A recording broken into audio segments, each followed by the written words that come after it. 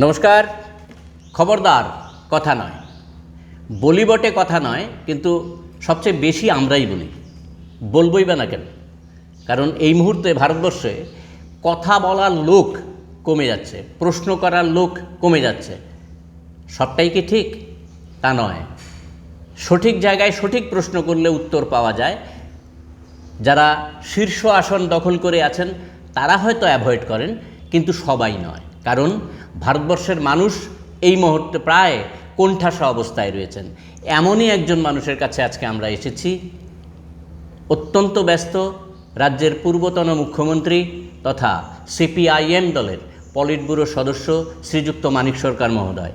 আমরা খবরদার কথা নয়ের পক্ষ থেকে তার কাছে কৃতজ্ঞতা জানাই আমাদের এই সময় দেওয়ার জন্য। নমস্কার মানিকদা। অষ্টাদশ লোকসভা নির্বাচনের ঢাকে কাঠি পড়ে গিয়েছে।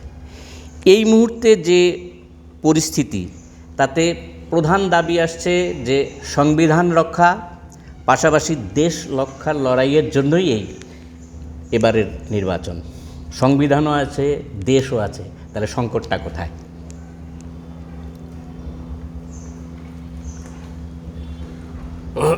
আমাদের স্বাধীনতা সংগ্রামের সবচাইতে গুরুত্বপূর্ণ ফসল হচ্ছে আমাদের দেশের সংবিধান। এই সংবিধানের মূল যে বক্তব্য, ধর্মনিরপেক্ষ, গণতান্ত্রিক, সাধারণতন্ত্র,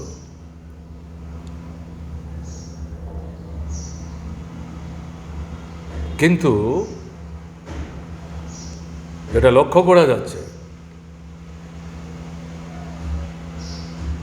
এই তিনটি প্রশ্নই আরএসএস নিয়ন্ত্রিত বিজেপি সরকারের 10 বছরের শাসনে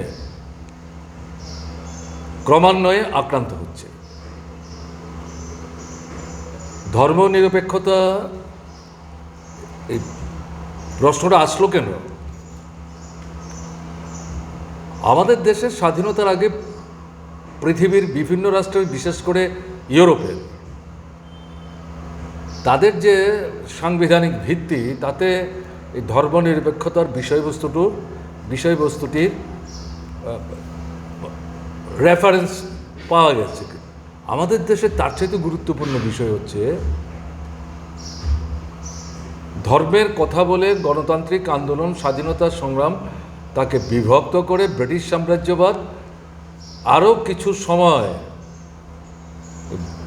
অবিভক্ত ভারত রাষ্ট্রের কর্তৃত্ব তাদের হাতে রেখে ভারতবর্ষকে লুণ্ঠন করবার যে সুযোগ, সেটাকে চালিয়ে যাওয়ার চেষ্টা করেছিল।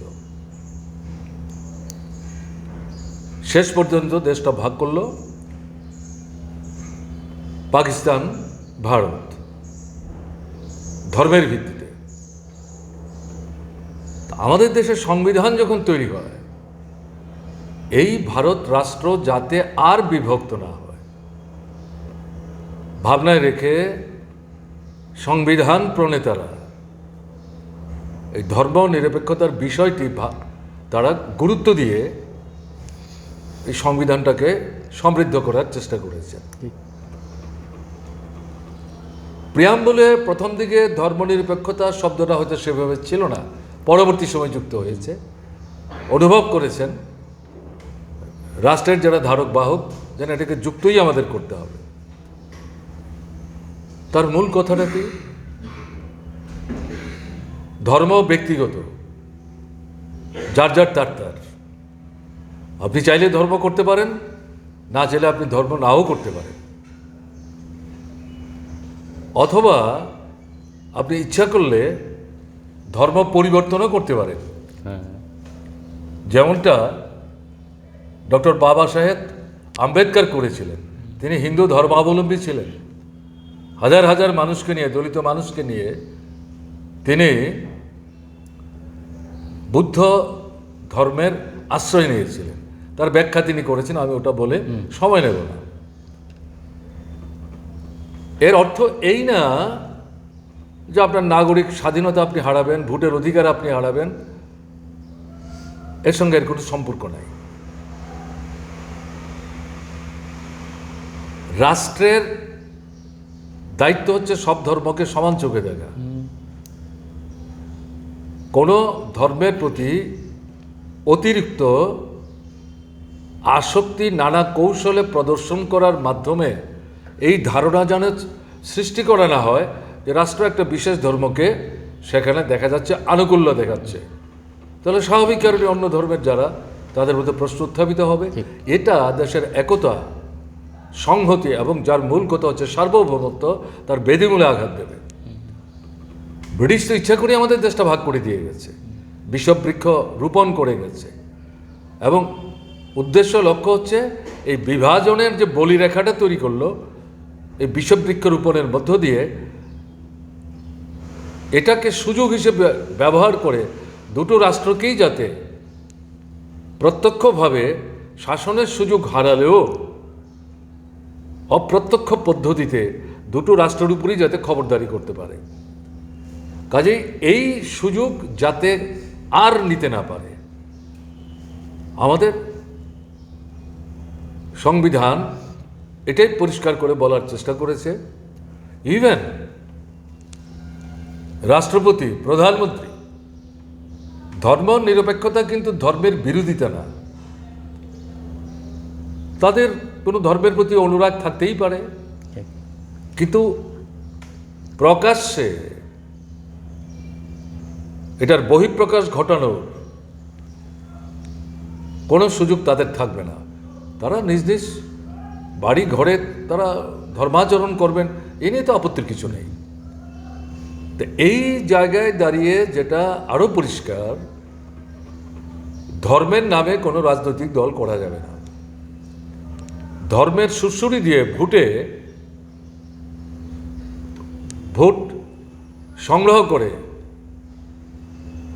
জয় যদি কেউ অর্জনও করেন, সুনির্দিষ্ট তথ্য দিয়ে অভিযোগ যদি বিচারালয়ে উপস্থিত করে সেখানে বলা হয় এ তো ধর্ম নিরপেক্ষতার যে আদর্শ তার পরিপন্থী ভূমিকা নিয়ে সে জয় হাসিল করেছে, এবং এটা যদি বিচারালয়ে প্রমাণিত হয় তাহলে যিনি জিতলেন এই পদ্ধতি অনুসরণ করে বাতিল হয়ে যাবে।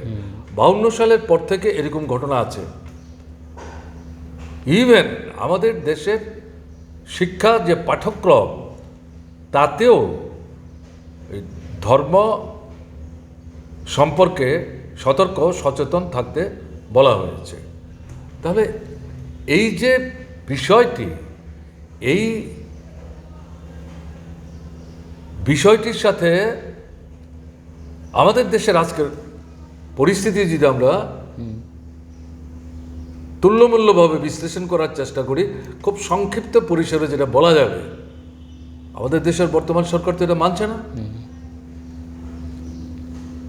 নাগরিক অধিকার থেকে সংখ্যালঘুদের বঞ্চিত করবার চেষ্টা করে।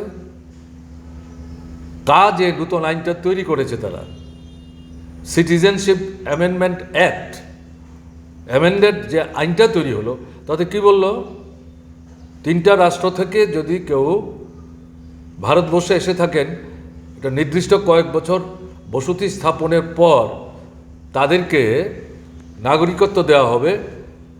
এর মধ্যে মুসলিমরা বাদ। তাহলে ওটা কি দাঁড়াচ্ছে?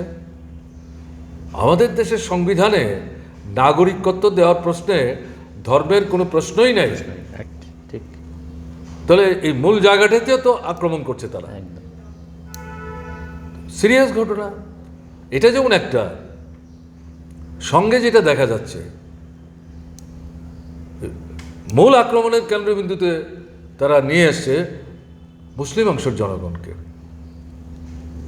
তাদের যে ধর্মীয় প্রতিষ্ঠানগুলো, নানা পদ্ধতিতে এগুলোর উপর তারা আক্রমণ সংগঠিত করার চেষ্টা করছে।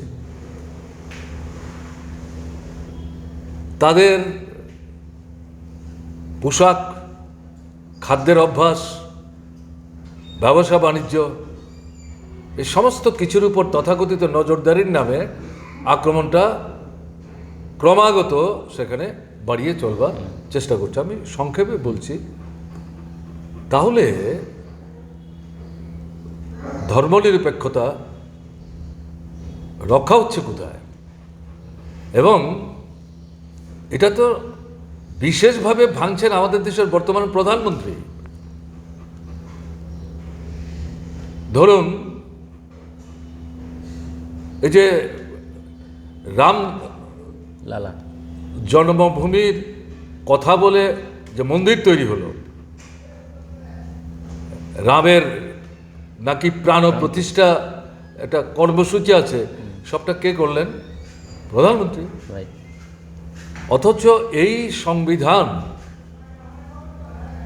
তাকে মেনে নিয়ে স্পর্শ করে তার নামে শপথ নিয়ে এই প্রধানমন্ত্রী সংসদে ঢুকলেন।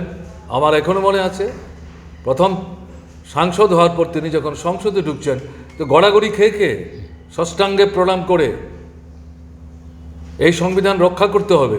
তাহলে এই সংবিধানটা কে ভাঙছেন? তিনিই তো ভাঙছেন। ওখানে কারা? প্রধানমন্ত্রী, উত্তরপ্রদেশের রাজ্যপাল, উত্তরপ্রদেশের মুখ্যমন্ত্রী, আরেকজন পৈতাধারী ব্রাহ্মণ। কি ব্যাপার? ধর্মনিরপেক্ষতার অস্তিত্ব এখানে তো আক্রান্ত প্রধানমন্ত্রীর হাতে। কাজেই বিস্তৃত বলার তো অপেক্ষা রাখে না। সেদিক থেকে আমরা যেটা লক্ষ্য করছি,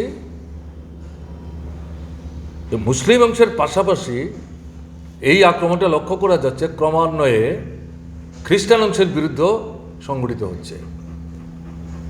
একটার পর একটা এরকম আরও যে ধর্মের অনুসারী সংখ্যালঘু অংশের মানুষ আছেন, এই একটার পর একটাকে কাবু করে বাকি জায়গাগুলিতে তারা যাবে।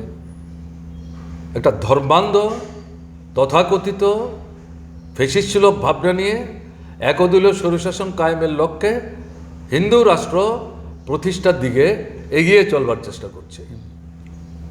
বিশেষ করে 2019-এর লোকসভা নির্বাচনের পর এই প্রবণতাটা দারুণভাবে বেড়ে চলেছে।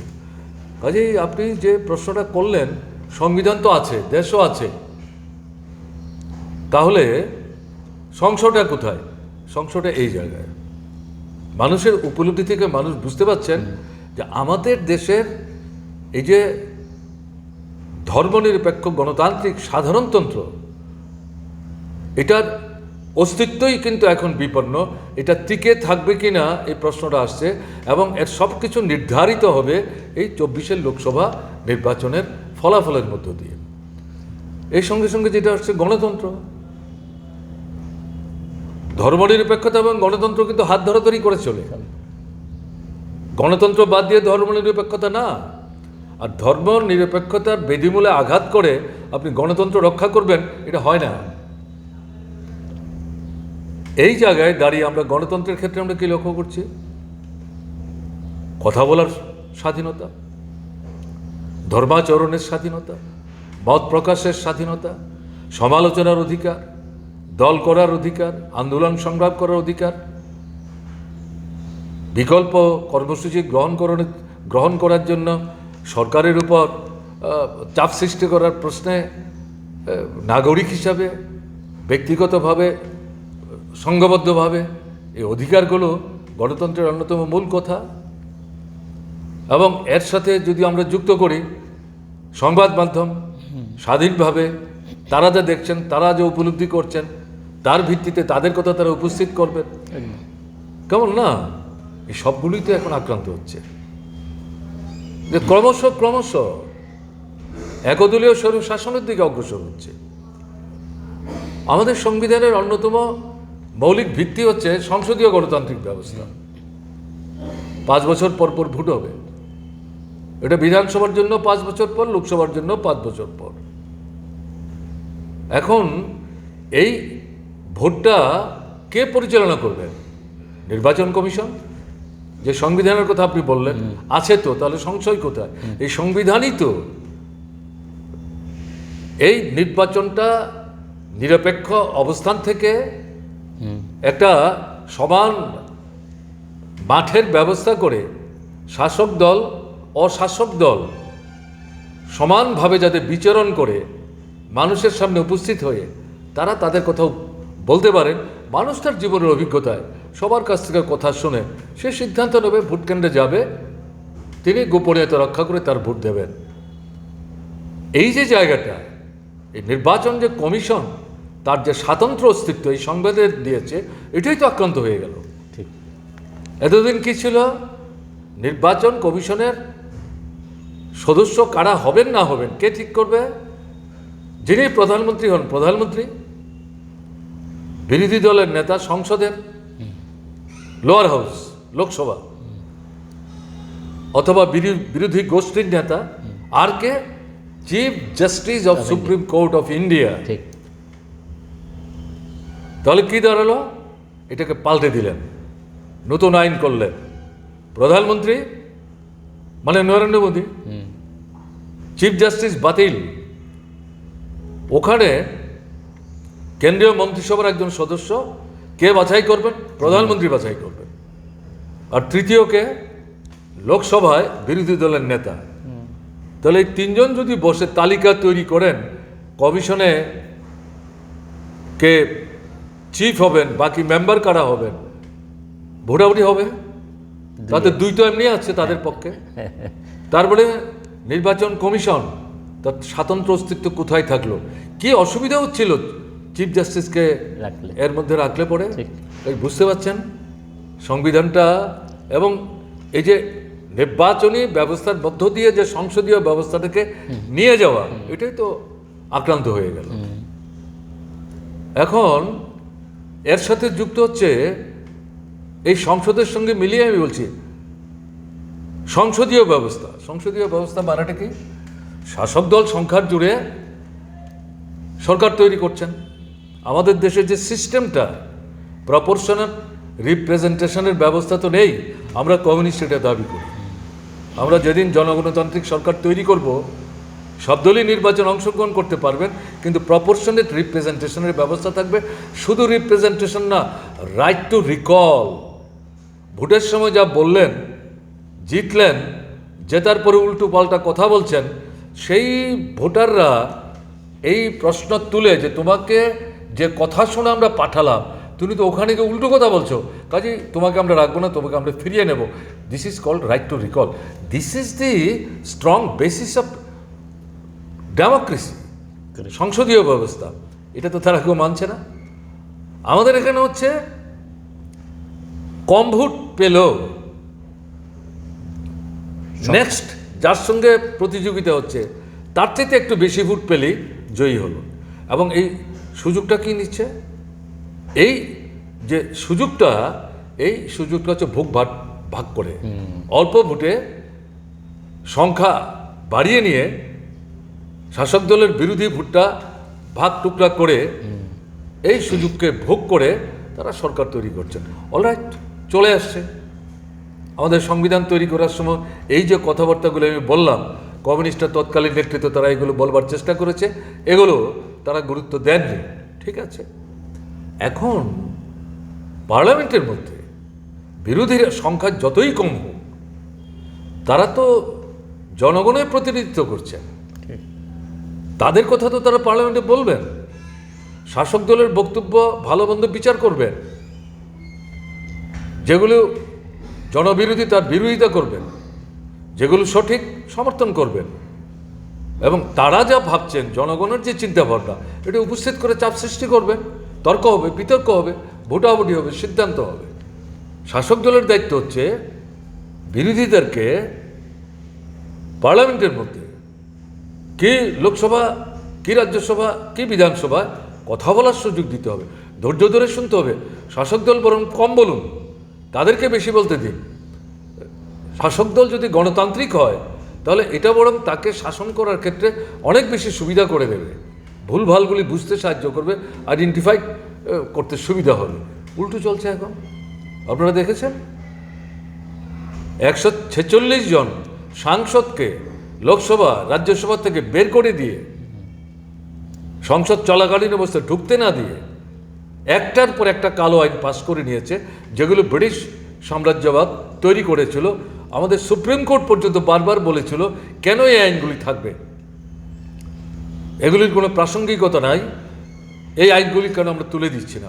উল্টো এই আইন সংশোধনের নাম করে আরএসএস নিয়ন্ত্রিত বিজেপি সরকার মনমোহন সিংয়ের নেতৃত্বে এর সঙ্গে আরও নূতন নূতন কালো ধারা, অগণতান্ত্রিক ধারা, স্বৈরাচারী ধারা যুক্ত করে এই আইনগুলিকে আরও আক্রমণের একটা অস্ত্র হিসাবে তারা হাতে তুলে নিয়েছে বিরোধীদেরকে দাবিয়ে রাখবার জন্য।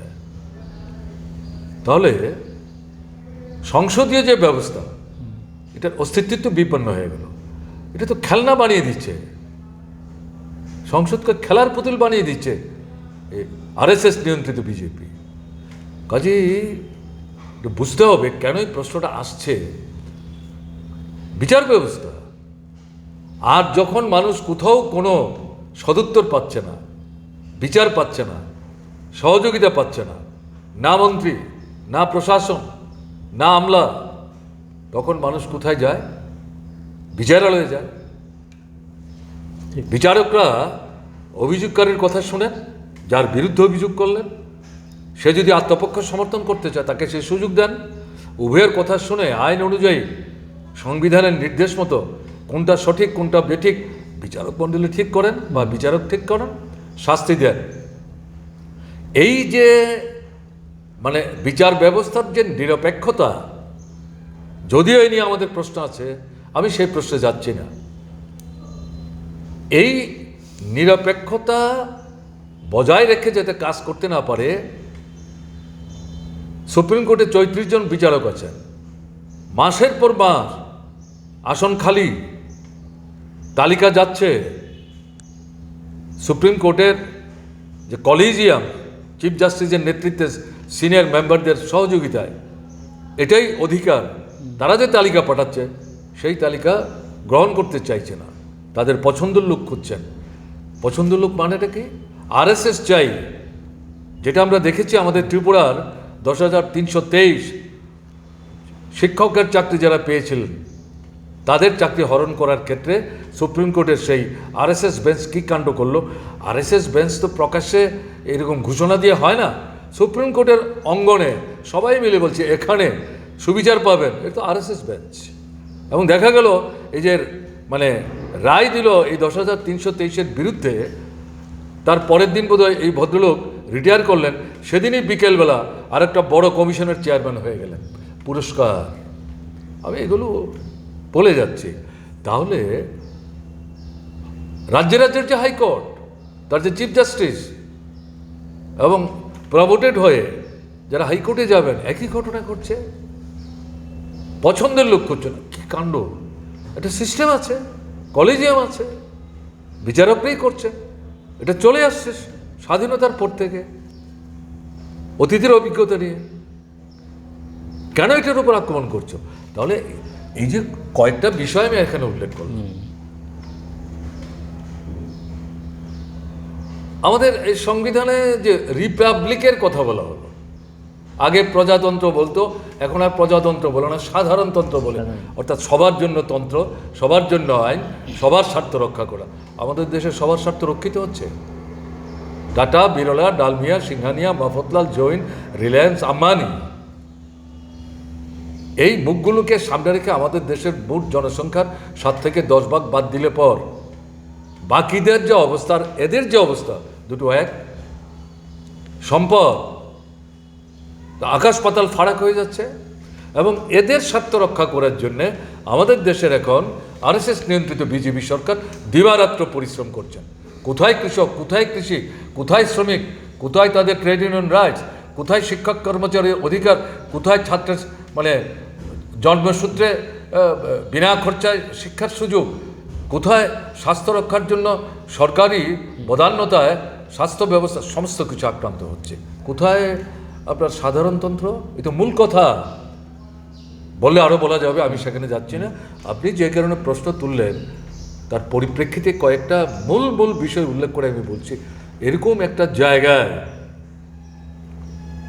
যদি প্রতিবাদ না হয়, বিজেপি যদি আবার সরকারে আসে 2014 থেকে 2019 একটা পর্যায়ে ধীরে ধীরে ধীরে ধীরে আক্রমণগুলি বাড়ছে, 19-এর পর তীব্র গতিতে বাড়ছে। যদি 24-এর নির্বাচনে জিতে আসতে পারে, অনেকেই বলতে শুরু করেছেন সম্ভবত এটাই ভারতবর্ষের শেষ ভোট, আর ভোট টুট থাকবে না।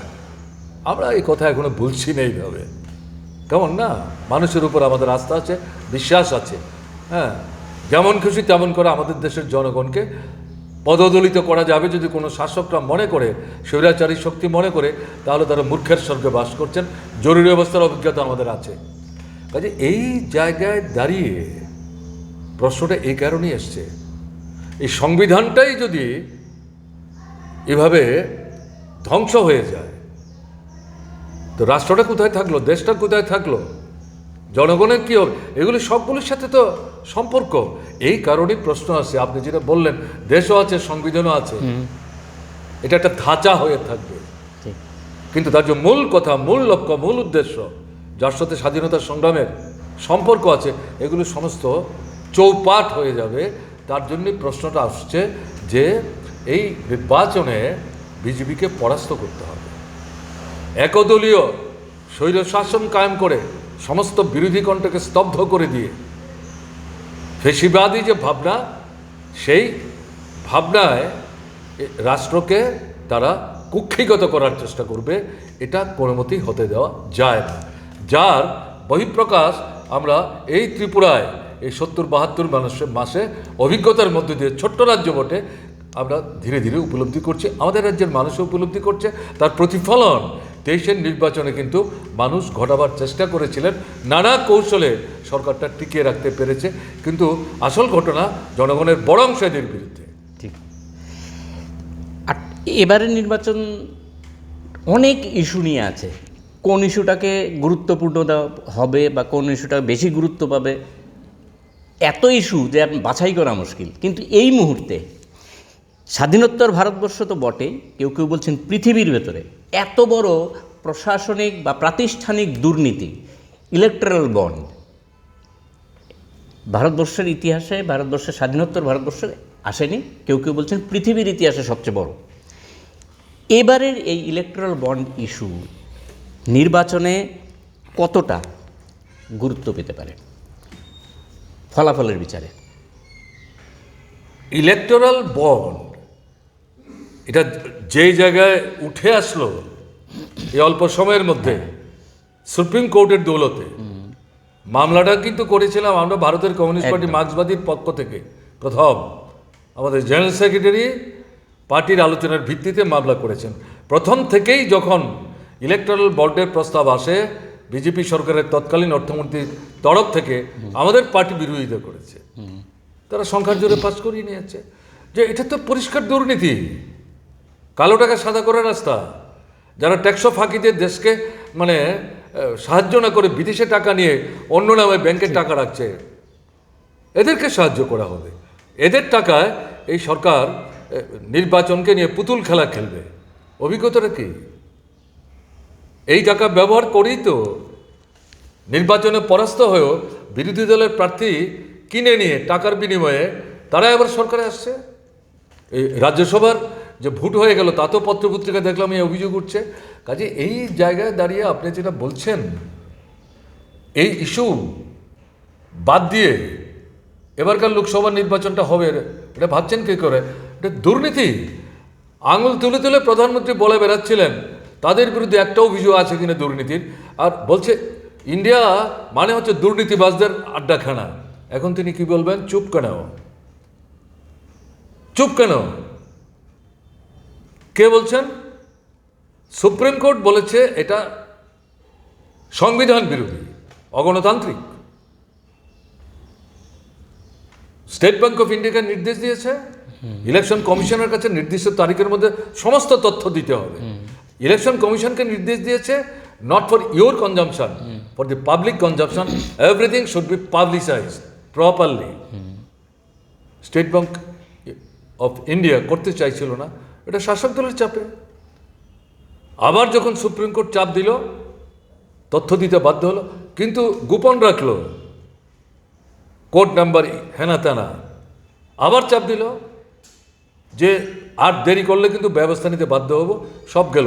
এখন যখন বেরোলো 500 পৃষ্ঠার দলিল, যার যেমন খুশি এটা বিশ্লেষণ করছেন, এবং তার থেকে কি বেরিয়ে আসছে, যে টাকা এই বন্ডের মাধ্যমে কেনা বেচা হলো তার অর্ধেকাংশের বেশি টাকা শাসক দল বিজেপির তহবিলে গেল।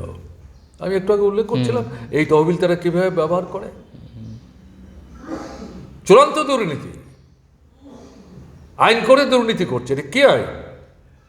দুর্নীতি করার জন্য একটা দেশে, গণতান্ত্রিক দেশে আইন হতে পারে? বিজেপি এটা করেছে। এখন সারা পৃথিবীতে রটে গেল বিজেপি শাসিত ভারতবর্ষ একটা চূড়ান্ত দুর্নীতির আশ্রয় নিয়ে বেআইনি পদ্ধতিতে কালো টাকাকে সাদা করার সুযোগ দিয়ে তাদের তহবিলকে সমৃদ্ধ করে ভোট বৈতরণী পার হওয়ার চেষ্টা করছে। এবং আপনি যে কথাটা বললেন, এই কথাটা কে বলেছেন?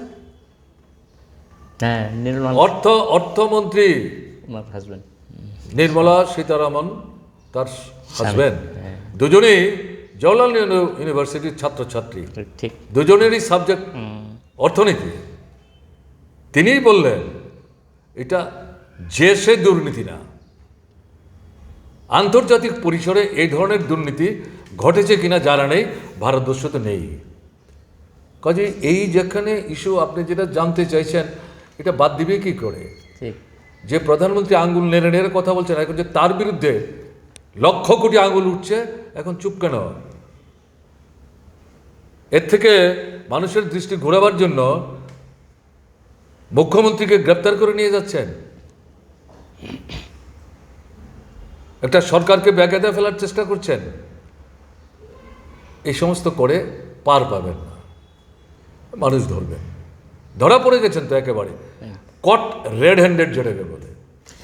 মানিকদা যেটা বললেন, আপনাদের এটার সঙ্গে একটা জিনিস যুক্ত করে দিই, একটা তথ্য। সেটা হচ্ছে যে যার কথা বললেন ভারতের কেন্দ্রীয় অর্থমন্ত্রীর স্বামী এই অভিযোগটা করেছেন, শুধু না, এখন এটা মানে অভিযোগ আকারে নেই, এটা প্রমাণিত সত্য।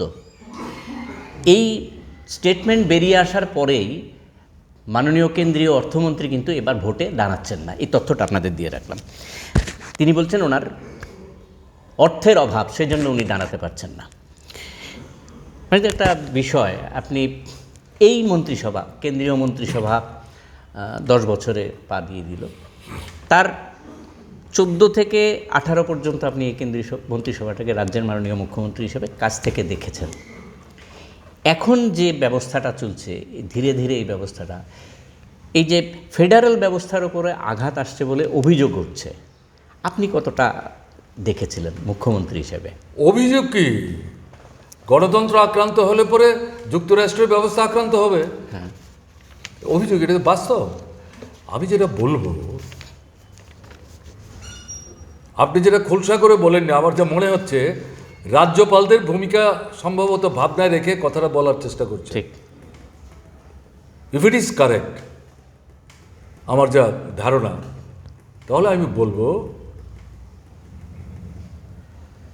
বিশেষ করে 2019-এর পর দ্বিতীয়বার মোদীর নেতৃত্বে যে কেন্দ্রের সরকার আসলো, তারপরে দেখা যাচ্ছে যুক্তরাষ্ট্রীয় ব্যবস্থার উপর আঘাত কেন্দ্রীভূত করার জন্যে বিশেষ করে যে বিরোধী রাজনৈতিক দলগুলো সরকার চালাচ্ছে, এবং যেই বিরোধী রাজনৈতিক দল প্রকৃত অর্থেই রাজ্যে এবং কেন্দ্রে উভয় ক্ষেত্রেই বিজেপি সরকারের জনবিরোধী প্রত্যেকটা নীতির বিরুদ্ধে লড়াই করছেন, সেরকম যে সরকারগুলি তাদেরকে কোণঠাসা করবার জন্য এই রাজ্যপালের পদটাকে ব্যবহার করছে। সুপার অ্যাক্টিভ কার্যকলাপ কি বলবেন এটাকে রাজ্যপালের? আপনি যে কোনো মানে অ্যাডজেক্টিভই ব্যবহার করতে পারেন। আমাকে যদি বলেন আমরা তো রাজ্যপালের পদটারই বিরুদ্ধে, এ তো সাদা হস্তি। কিন্তু এখন দেখা যাচ্ছে শাসক দল, কেন্দ্রের শাসক দল, এ তো কেন্দ্রেরই প্রতিনিধি। রাজ্যপালের কি ক্ষমতা সংবিধানে? আমরা কি লক্ষ্য করছি? প্রত্যেক ইংরেজি বর্ষের প্রথম যে অধিবেশন বিধানসভায়, সরকারের তৈরি করে দেওয়া যে ভাষণ, তিনি দেখবেন রাজ্যপাল এদিক সেদিক পরিবর্তন করতে চাইলে কিছু করবেন, এই ভাষণ তাকে পড়তে হবে। এটা পাঠের মধ্য দিয়ে বিধানসভার একদম, হ্যাঁ। অধিবেশন শুরু হবে। ঠিক, ঠিক। আমরা এখন লক্ষ্য করছি কোনো কোনো রাজ্যের রাজ্যপাল ঠিক। এই অধিবেশনে ভাষণ পড়তে চাইছেন না, অগণতান্ত্রিক, স্বৈরাচারী ভাবনা। বিধানসভায় আইন পাস হচ্ছে জনস্বার্থবাহী, রাজ্যপালের কাছে যাচ্ছে, রাজ্যপাল এই আইন নিয়ে প্রশ্ন করতেই পারেন, পাঠাতেই পারেন।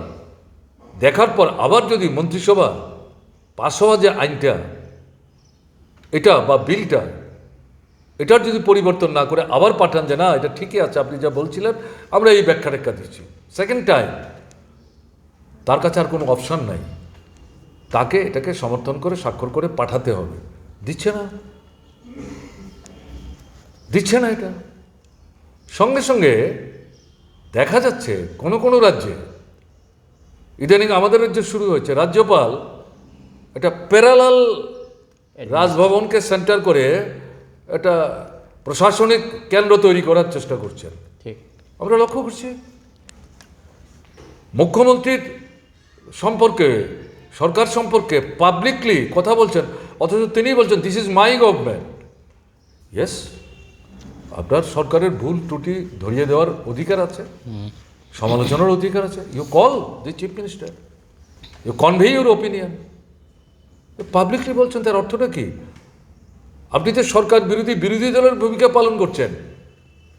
এটা সংসদীয় গণতন্ত্রের উপর আক্রমণ না, যুক্তরাষ্ট্রের ব্যবস্থার উপর আক্রমণ না।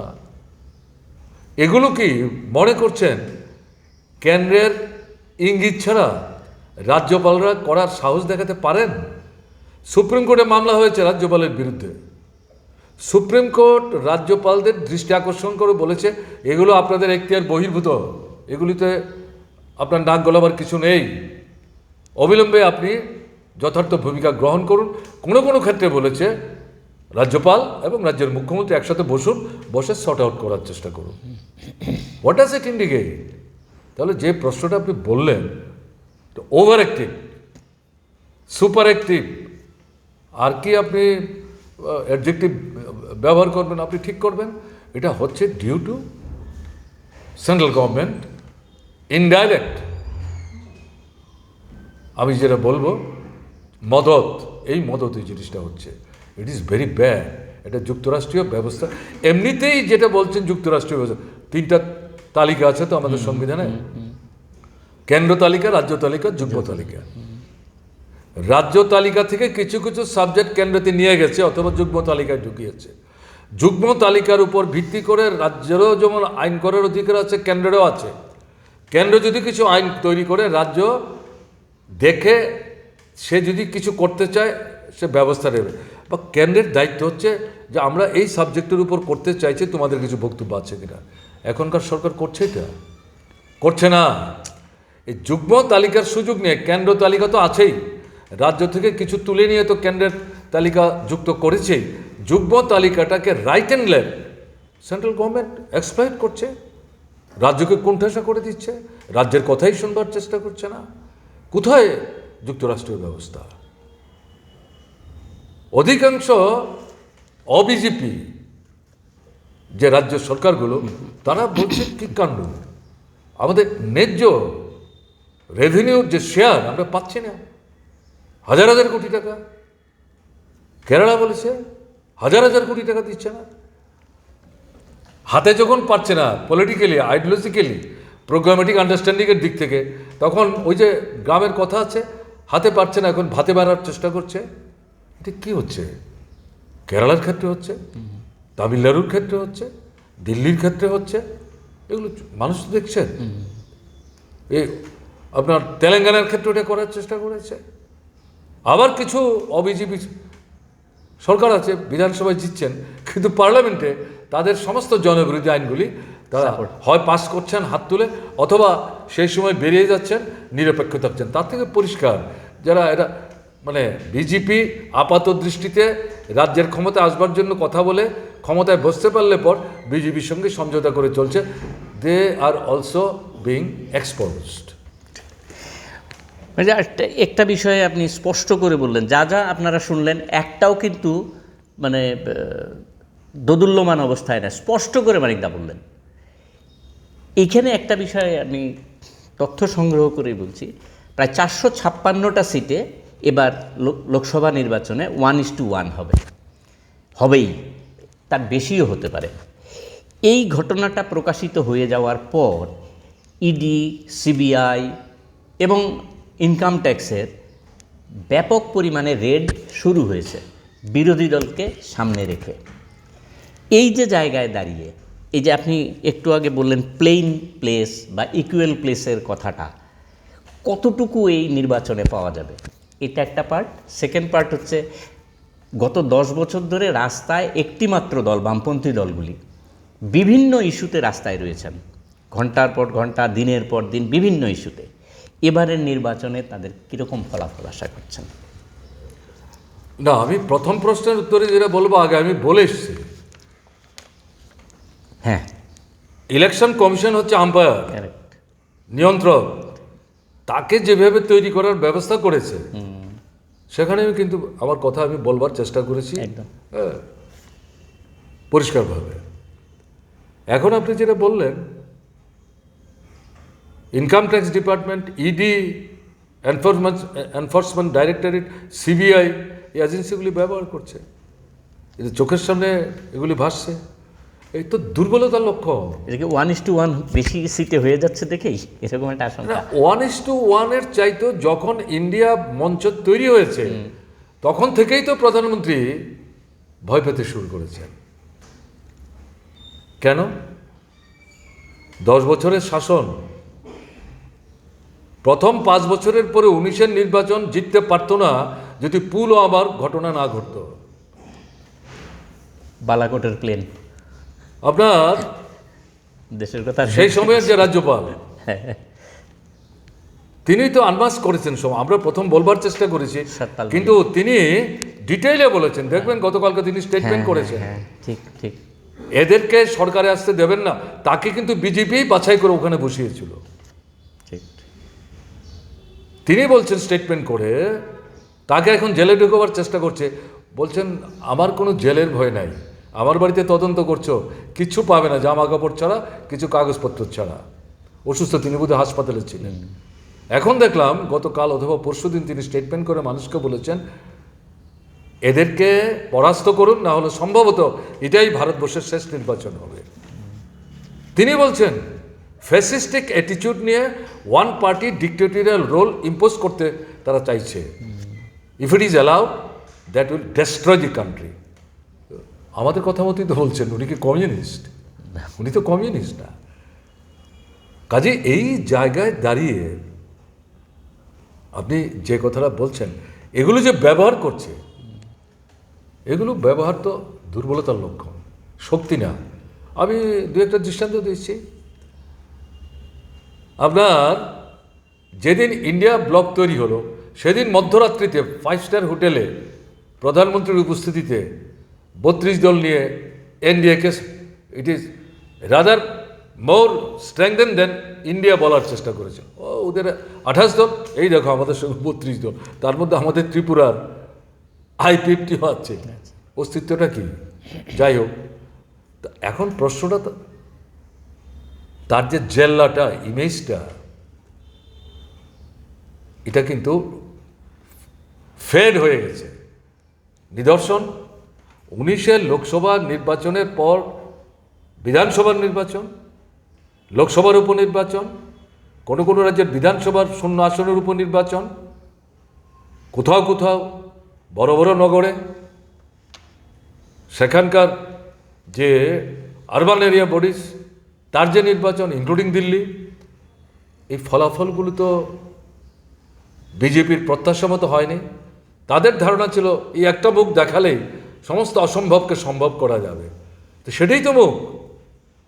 এবং এই প্রশ্ন কিন্তু বিজেপির ভেতর থেকে উঠেছে। কর্ণাটকে যখন হারলো, এই আসামের মুখ্যমন্ত্রী কি বলেছেন, আমি যেখানে যেখানে গেছি সেখানে অধিকাংশ আসন আমরা জিতেছি। তার অর্থটা কি? তিনি স্পেল আউট না করে ইনডাইরেক্টলি প্রাইম মিনিস্টারকে টার্গেট করে বলার চেষ্টা করলেন যে তিনি যেখানে যেখানে গেছেন সব জায়গায় যে জিততে পেরেছেন ঘটনা তা না, তাহলে কংগ্রেস যে আসন পেল তার চেয়ে অর্ধেকের নিচে আসন যায় কি করে? What does it indicate? He made this comment, I saw it. Hindu পত্রিকার ফার্স্ট পেজে উঠেছে, ফার্স্ট কলামে। Nobody did opposite. যাই হোক, এখন তারপরে গিয়ে কি দেখা গেল, G20 এটাকে সামনে রেখে প্রধানমন্ত্রী বিশ্বগুরু সাজবার চেষ্টা করলেন। প্রতিক্রিয়া হয়েছে G20 প্রতিনিধিরা যখন দিল্লিতে ঢুকলেন। ইভেন আমেরিকার প্রেসিডেন্টকে দিল্লিতে বসে প্রেস মিট করার অধিকার দেওয়া হয়নি। যা বলবেন সবটাই নরেন্দ্র মোদী বলবেন, সারা দিল্লি শহর শুধু তারই ছবি। আর G20 তো 20টা দেশের নেতারা এসছেন, অতিথিরা এসছেন। এটার অর্থটা কি? সারা ভারতবর্ষে ছড়িয়ে দেওয়া হলো তিনি এখন বিশ্বগুরু। এরকম সভাপতি আর আগে কেউ হয়নি। এই 20টা দেশেরই 1 বছর পর পর তাদের রাষ্ট্রনেতাদের কেউ না কেউ সভাপতি হবে। ওনার কিন্তু মেয়াদ শেষ। এখন কিন্তু ব্রাজিলের যে রাষ্ট্রপতি জেলখানায় তাকে আবদ্ধ রেখে নির্বাচন থেকে তাকে আলাদা করে রেখে ঠেকিয়ে রাখবার চেষ্টা করছিল, সে কিন্তু জেলখানায় বসেই নির্বাচন করেছে, বেরিয়ে আসলেন, জয় হয়েছে, রাষ্ট্রপতি হয়েছেন, এবং তিনি কিন্তু এখন G20 সভাপতি। তাহলে কোথায় গেল রাষ্ট্রগুরু? আর বেশি বলছে না, এক্সপোজড হয়ে গেছে। আপনি রাষ্ট্রগুরু, কিসের রাষ্ট্রগুরু? বেকারি, শিক্ষা, দারিদ্রতা, সমস্ত দিক থেকে ভারতবর্ষ পৃথিবীর 120-25টা রাষ্ট্রের মধ্যে একেবারে নিচের দিকে। আমি এগুলি বলে ভারাক্রান্ত করছি না। তারপরে কি হলো, যখন বুঝতে পারলেন যে না, এতে তো জেল্লা পুনরুদ্ধার করা যাচ্ছে না, তারপরে গেলেন পার্লামেন্ট। ভারতবর্ষের মানুষ বলেছে, পার্লামেন্টের মধ্যে বলেছে, আমাদের যে পার্লামেন্ট ব্রিটিশ তৈরি করে দিয়ে গেছে, 523টা আসন, এত 600-র উপর মানুষ বসতে পারে, তো বসার কোনো অসুবিধা নাই। শীতে গরম লাগে, গরমে ঠান্ডা লাগে, মাইক টাইক ঠিক চলে, কিসের অসুবিধা? হঠাৎ করে আমাদের দেশে খাবার নাই, ঔষধ নাই, স্কুল নাই, কলেজ নাই, বেকারের কাজ নাই, কারখানা বন্ধ হয়ে যাচ্ছে, জিনিসের দাম বাড়ছে, কৃষক তার ফসলের ন্যায্য মূল্য পাচ্ছে না। কোথায় তাদের সাহায্য করবেন? আপনি হাজার হাজার কোটি টাকা খরচ করে নূতন করে কেন আর একটা সংসদ ভবন তৈরি করতে যাচ্ছেন? নাম খুদাই করতে হবে। এর চাইতে বড় কথা যেটা, এই সংসদ ভবন কিন্তু আপনার নির্মাণ সম্পন্ন হয়নি, যেহেতু পার্লামেন্ট ইলেকশন, এটাকে মাথায় রেখে আগে এটাকে উদ্বোধন করতে হবে। উদ্বোধন করতে গিয়ে সমস্ত ধর্মীয় পদ্ধতি অনুসরণ করে রাজারা, বর্তমানে রাজপুত্র, যখন মানে রাজন্য শাসনের সিংহাসনে বসেন, তখন তার হাতে দণ্ড, যে দণ্ড তুলে দেয় তাদের ধর্মগুরুরা। আমার দেখা গেলো এই নূতন সংসদ তৈরি করতে গিয়ে এই কাণ্ডটা হলো। তারা এনে আমাদের প্রধানমন্ত্রীর হাতে এটা তুলে দিলেন, তাদেরকে দক্ষিণ ভারত থেকে উড়িয়ে আনা হলো। কোথায় এটা? এই দণ্ড এখন স্পিকারের আসনের পেছনে। স্বাধীনতার পরে তো এটা ছিল না। এটা কিসের লক্ষণ? ধর্মান্ধতার লক্ষণ। তার চাইতে বড় কথা হচ্ছে, উনি টোটাল ফোকাসটা তার দিকে নিয়ে গেলেন। এ তো রাষ্ট্রপতির করার কথা, লোকসভা রাজ্যসভা, ঠিক, এ তো রাষ্ট্রপতি, তিনি আসবেন না। ফাউন্ডেশন স্টোন লের সময় তাকে ডেকেছে, না উদ্বোধনে তাকে ডেকেছে। তাহলে তো ফোকাসটা দিকে চলে যাবে। টোটালটা কনসেন্ট্রেট করেছেন, সমালোচনার সম্মুখীন হয়েছেন, কোনো তো জবাব দিতে পারছেন না। বুঝতে পেরেছেন এটা তো সুবিধা করতে গিয়ে অসুবিধা করে ফেললাম। প্রচণ্ড মানে সেলভো আসছে আমার বিরুদ্ধে, তার দলের লোকরা কথা বলতে পারছেন না। অনেকে বলছেন ঠিকই তো, সমালোচনা তো বাস্তবতা আছে। তারপরে গেলেন রাম মন্দির, তাতে হিন্দু ধর্মগুরু যারা, তাদের মধ্যে বিভাজন হয়ে গেল। একটা অংশ বলছেন মন্দিরই তো তৈরি হয়নি এখনো, এটা কী করে উদ্বোধন হচ্ছে, তাতে কি করে রামের প্রাণ প্রতিষ্ঠা হবে? এটা ধর্মের মানে ব্যভিচার হচ্ছে, এটা হওয়া ঠিক হচ্ছে না। আমরা পত্রিকা পড়ে দেখেছি 11 দিন আগে থেকে তিনি নাকি অনশন করছেন, পায়ে জুতো ছিল কিনা অবশ্য আমি জানি না। তিনি ঘুরছেন এবং প্রধানমন্ত্রী উত্তরপ্রদেশের রাজ্যপাল, উত্তরপ্রদেশের মুখ্যমন্ত্রী মুখ্যমন্ত্রী এবং একজন পৈতাধারী ধর্মগুরু রামের প্রাণ প্রতিষ্ঠা করছেন। রাম তো ভগবান তাদের কথায়, তো ভগবানের আবার নতুন করে প্রাণ প্রতিষ্ঠা কি? তার তো মৃত্যু নয়, তার তো সবসময় প্রাণ আছে, প্রাণ না থাকলে সে জীবিত থাকে কী করে? এগুলি কিসের লক্ষণ? গোটা সংবিধান যেটা ধর্ম নিরপেক্ষতার কথা, প্রধানমন্ত্রী নিজে নির্দিষ্ট ধর্মের অনুসারী হিসাবে প্রকাশ্যে শুধু দেশ না সারা পৃথিবীর সামনে উপস্থিত করলেন, দেখে নাও আমি কোন ধর্মের অনুসারী। এটার অর্থটা কি? পৃথিবীর মানুষ প্রশ্ন তুলছেন, দেশের মানুষ প্রশ্ন তুলছেন, সংবিধান এ তো ভুলুণ্ঠিত প্রধানমন্ত্রীর হাতে। কিচ্ছু না, ফোকাসটা তার দিকে আনতে হবে।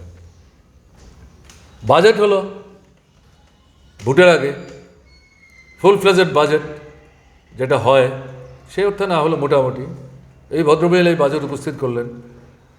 2047 সালে ভারতবর্ষ কীরকম হবে, এই নির্বাচন শেষ হওয়ার পর যখন বিজেপি সরকারে আসবে, তাতে গিয়ে জুন জুলাইতে যেটা পূর্ণাঙ্গ বাজেট হবে তাতে সমস্ত চিত্র পাওয়া যাবে। তাহলে মাঝখানে কত বছর, 23 বছর পেটে গামছা বেঁধে বসে থাকবো, অনাহারে থাকবো, অর্ধাহারে থাকবো, না খেয়ে মরবো, দেয়ালে পিঠ আটকে থাকবে। ভারতবর্ষের মানুষ এত বোকা? অর্থটা কি, কি বলবেন?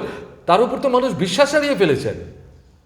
14 নির্বাচনে যা বলেছেন প্রতি বছর 2 কোটি চাকরি দেবেন, 5 বছরে 10 কোটি, চুপ, কিছু বলছেন না।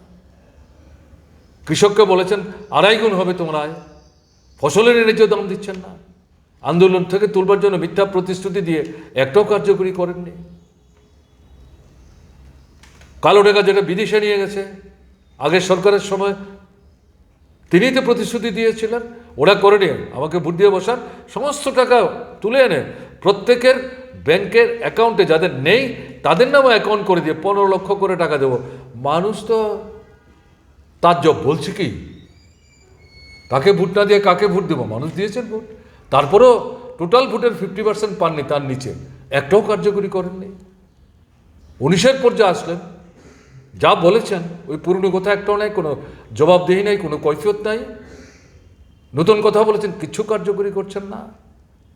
তার উপর আস্থা হারিয়ে ফেলেছেন মানুষ। এই কারণে বাজেটে আর নতুন কোনো কথা বলার সাহস পাচ্ছেন না। 2047 দেখাচ্ছেন, আমাদের স্বাধীনতার 100 বছর, যে স্বাধীনতা সংগ্রামের পিঠে ছুরি মেরেছে আরএসএস। এখন তো মানে বিজেপি তখন অন্য মান ছিল, ব্রিটিশের পদলেহন করেছে, সংবিধানের বিরোধিতা করেছে, তেরেঙ্গা ঝন্ডার জাতীয় পতাকা তার বিরোধিতা করেছে, জাতীয় সঙ্গীত রবীন্দ্রনাথ ঠাকুরের তৈরি করা, যার লেখা গান পৃথিবীর 3টা রাষ্ট্রের জাতীয় সঙ্গীত, সেটাকে উপেক্ষা করছে। এটা কি করে আমাদের জাতীয় সঙ্গীত হয়? তারা এখন 2047-কে চোখের সামনে এনে শতবর্ষ স্বাধীনতার এটা নিদর্শন স্থাপন করার জন্য সমস্ত নূতন চিত্র এখানে আঁকবেন। আগে তো জিতুন না, তারপরে এগুলি করবেন। এগুলির অর্থটা কি? হতাশা। তারপরে কি বলছেন প্রধানমন্ত্রী পার্লামেন্টের ভেতরে বাইরে এখনকার প্রচার করতে গিয়ে পাবলিক মিটিংয়ে? পৃথিবীর বিভিন্ন দেশের রাষ্ট্রনায়করা নাকি তার কাছ থেকে এখনই তারিখ চাইছেন যে মেতে তো ভোট শেষ, জুনের সরকার তৈরি হবে, জুলাই আগস্টে তারা ভারতবর্ষে আসবেন, তার সঙ্গে কথা বলবেন, নানা বিষয়ের মানে দ্বিরাষ্ট্রিক আলোচনা হবে, নানা রকম চুক্তি হবে, তারিখ চাইছেন। বলে আপনারা বুঝতে না পারলো, দেখছেন তো পৃথিবীর বিভিন্ন রাষ্ট্রের রাষ্ট্রনেতারা তারা বুঝে গেছেন আমি আসছি, আমি তৃতীয়বারের প্রধানমন্ত্রী। এর আগে ভারতবর্ষের কোনো প্রধানমন্ত্রীকে এভাবে আমি আসছি, আমি এতবারের প্রধানমন্ত্রী হব বলতে শুনেছেন?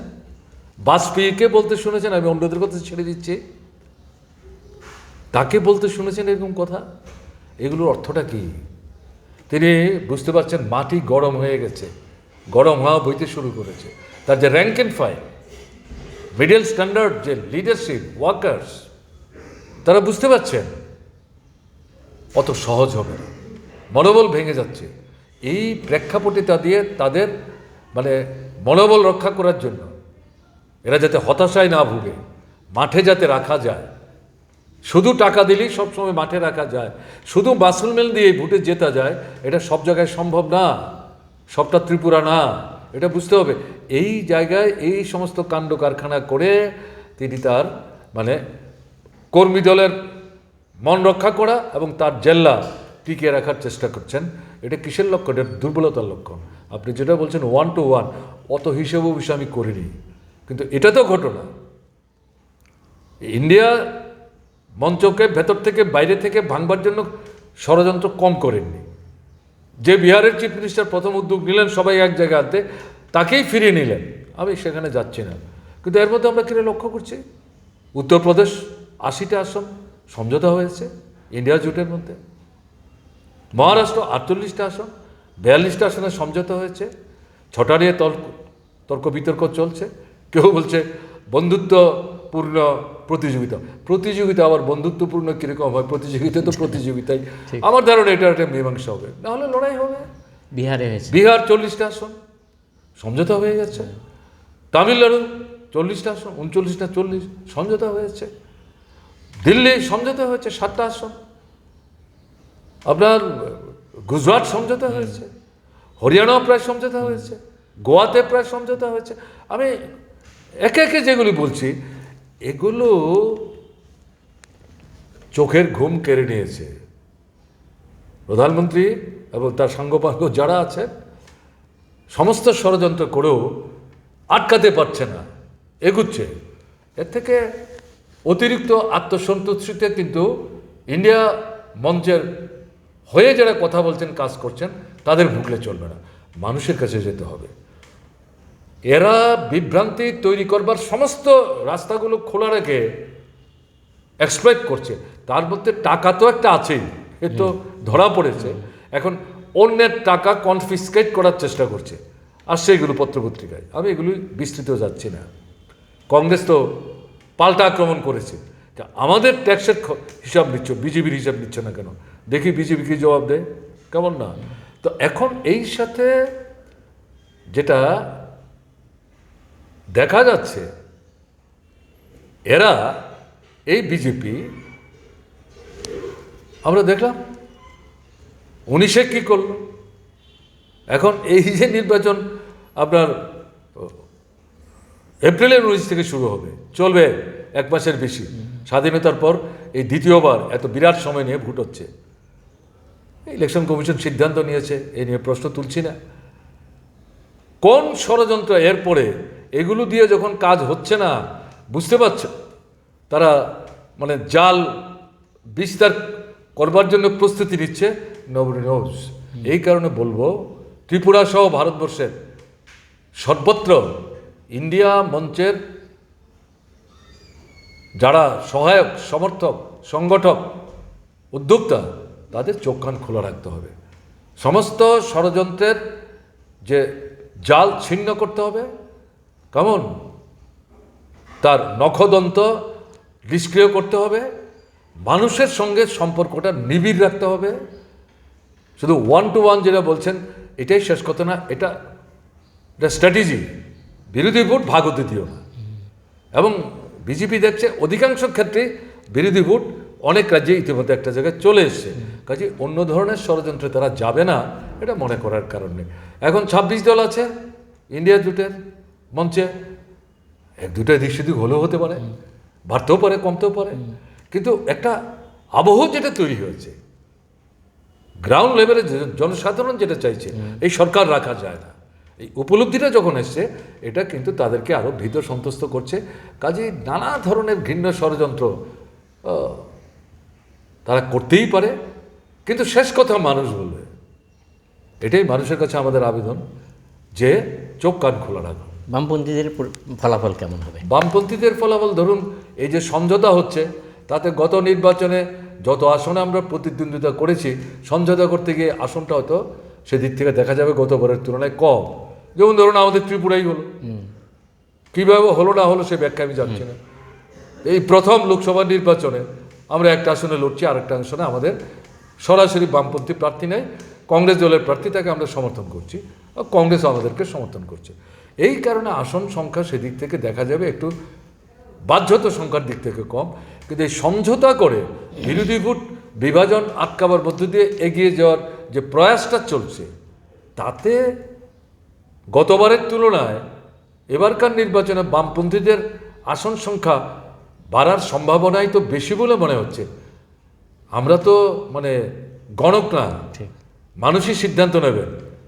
আমি তো আমার এখানে ভোট দেব, কাজেই দেশের মানুষের উপর আস্থা রেখেই লড়াই কিন্তু থেমে নেই, লড়াই চলছে। কৃষকও মাঠে আছে, শ্রমিকও মাঠে আছে, শিক্ষক কেরানি কর্মচারী মাঠে আছে, বিশ্ববিদ্যালয়ে কলেজ চত্বরে ছাত্ররা মাঠে আছে, উপজাতি তফসিলি ওবিসি সংখ্যালঘু মাঠে আছেন, মায়েরা বোনেরা মাঠে আছেন, কেউ মাঠ ছাড়ছেন না। ভোট একটা উচ্চতর পর্যায়ের লড়াই, আর দৈনন্দিন বেঁচে থাকার প্রশ্নে, অর্থনীতির প্রশ্নে যে লড়াই, এই লড়াইও চালু রেখেছেন। কাজেই সেই মানুষ চোখ কান খোলা রাখলে পর যা আমরা ভাবছি এটা অবাস্তব কিছু না, এটা বাস্তবায়নের সম্ভাবনাই যথেষ্ট বলে মনে হচ্ছে। দেখা যাক কী হয়। এত ব্যস্ততার মাঝেও মানিকদা আমাদের অনেকক্ষণ সময় দিলেন এবং প্রত্যেকটা প্রশ্নের স্পষ্ট জবাব দিলেন, পাশাপাশি সাধারণ মানুষের কাছে আবেদনও জানালেন।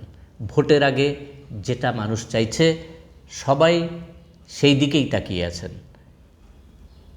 রাজ্যের পূর্বতন মুখ্যমন্ত্রী, পলিট ব্যুরোর সদস্য শ্রী মানিক সরকার মহোদয়কে খবরদার কথা নয়ের পক্ষ থেকে আবার কৃতজ্ঞতা জানিয়ে আজকের এই অনুষ্ঠান শেষ করছি। সবাই ভালো থাকবেন, সুস্থ থাকবেন, সকল